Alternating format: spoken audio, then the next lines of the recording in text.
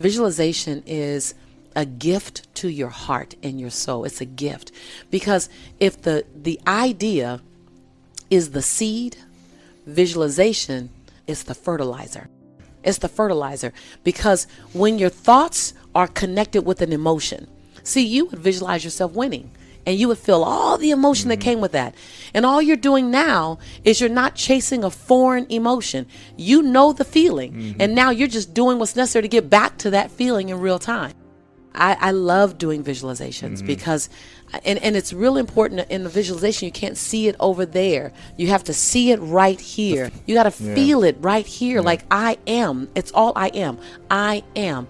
I am in my dream home. I am in my dream relationship. And then unpack what that looks like. But most importantly, unpack what it feels like. And when you have that emotion in this moment, all of a sudden you stir up something that I don't think will ever go back to sleep. It'll go, okay, let's go get that. And what it really does is it sets up a state of cognitive dissonance. And cognitive dissonance is when you see something in your mind and you see yourself in a way that your behaviors are not currently leading to it. So your mind becomes disrupted and it goes, okay, can we get there? Well, your mind wants to literally be congruent. What it thinks is what you're doing. What it thinks is what you're doing. And so when you set up a constant, and abundant thinkers like you and I, we do it unconsciously. We're constantly keeping ourselves in a state of cognitive dissonance, meaning, okay, what else? And I'm seeing Lisa over there and I'm going, okay, let me go. While being grateful for my now. It's not in that I'm going to be whole and complete when I get over there. I'm whole and complete now. I just know I'm supposed to be over there. So let me do what's necessary to get over there. And let me evict any behaviors or characteristics that are stopping me, and let me adopt any new ones that I need. I think that people put too big of a notion on purpose, in that they think that it has to look like a Nelson Mandela or a Mother Teresa or Oprah or a you or a I.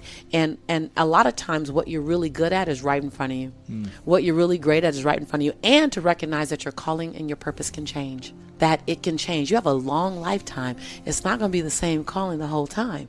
And so allow yourself to evolve. Allow your purpose to evolve. What's that thing you do effortlessly that you give no credit to? Because you're just looking past it. Oh, it can't be that because it's not hard. How about the fact that you're a great listener? How can you take that and use that and expand that? And don't compare yourself to someone else. Comparison, I think Benjamin Franklin said, comparison is the thief of all joy. It's all, when you look left or right, you know, people are always comparing me to Oprah Winfrey or Iyanla Vanzant or Les Brown or Tony Robbins. I said, listen, I will, if you want me to give you Oprah or Iyanla or Tony or Les, I'm always going to 1000% fail you. And so when you look at what are my gifts, what are my unique gifts? I knew very early on I was a gifted speaker. I wasn't certified as a gifted speaker. I haven't passed any courses as a speaker. Matter of fact, the last time I took a speech class, I got a D-. And my speech teacher told me, Miss Nichols, I recommend you never speak in public, that you get a desk job. That was in my freshman year of college, the last speech class I took. So a lot of times your gift and your purpose, you've discounted it. Either because someone else discounted it, or what's more common is you don't know how to monetize it. And sometimes the greatest gift you have to give is not for fee, it's for free. You watch people like you and I and go, well, why can't I get paid for it? Well, not every gift you're supposed to get paid for. Nelson Mandela did not get paid for leading 27 years when he got out of prison. He got paid after that, but he was a great leader while he was in prison. And Martin Luther King, he got paid from the church, but his fight for civil rights, that was a free one, and he paid the highest cost. And you can go on and on and on to some of the greatest leaders, Mahatma Gandhi. There wasn't a paycheck. And so, and I'm not, and I know we're scaled down to our version, but don't get attached to having to get paid for your gift. So I think we get caught up in, you know, society allows us to has us looking at possessions. And so we begin to measure our joy and our abundance on possessions. So I like to break up my life in quadrants, and I help my students. I do a lot of coaching. I do personal development and professional development coaching. So the first is enrichment of self. That you are only going to go as far as you think you're worthy. I can push, you can have the greatest product, but if you don't feel worthy, you will work hard to sabotage that relationship. You don't know you're doing, you just think these are the things I need, and you're driving that guy away. You're driving that woman away because your self-worth says they weren't going to stay forever anyway. Or self-worth around money. You have a cap.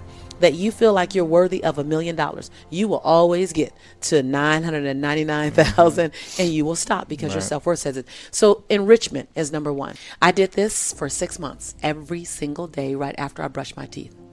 And it's the ICU exercise. You get in the mirror and you complete 3 different sentences. You want to write this down.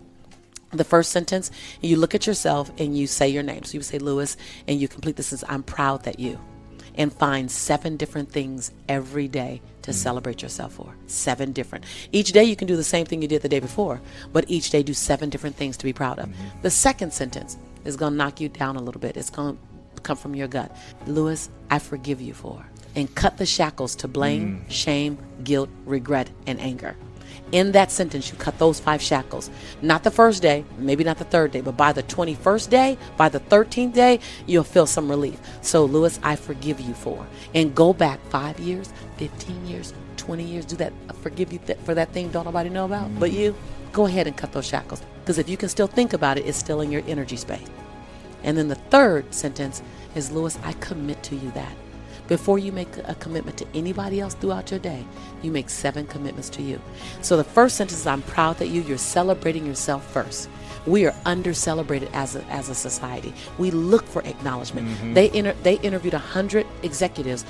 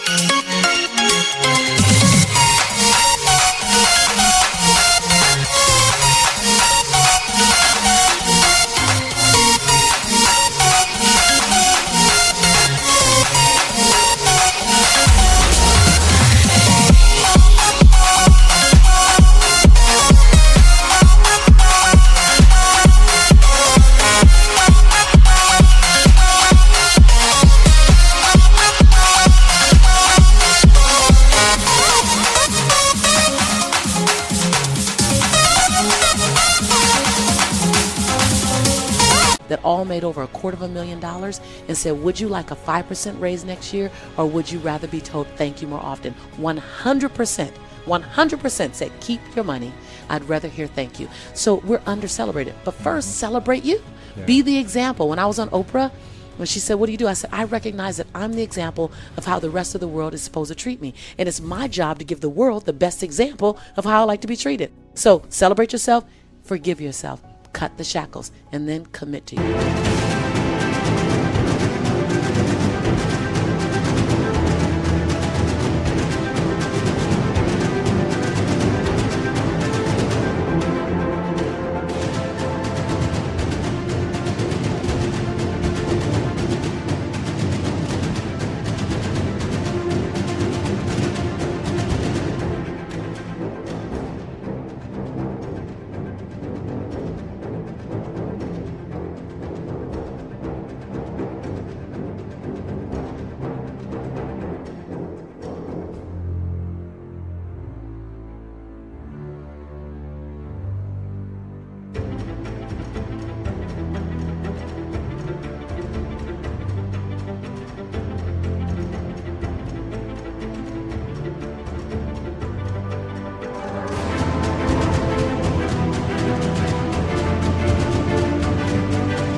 Before you commit to anyone else. That right there will begin to fill your cup up.